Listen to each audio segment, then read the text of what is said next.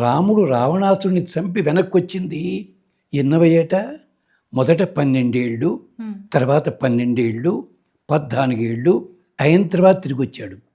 కుశలవులు ఎప్పుడు పుట్టారండి? రాముడు 11,000 సంవత్సరాలు ఉన్నాడు. చిట్ట చివరి దశలో కుశలవులు పుట్టారు. మరి ఈ మధ్యకాలం అంతా ఏం జరిగిందండి? కుశలవులకి 20వ ఏడాది వచ్చే నాటికి రాముడు అవతారం చాలించాడు. అంటే 11,000 తీసేయండి. మరి ఇన్ని సంవత్సరాలు ఏం జరిగింది?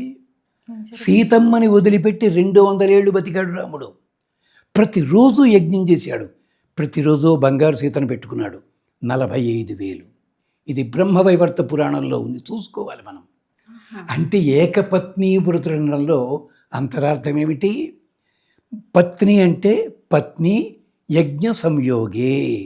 యజ్ఞము చేసేటప్పుడు పక్కన కూర్చోవలసిన అర్హత ఎవరికుందో ఆమె పేరు పత్ని.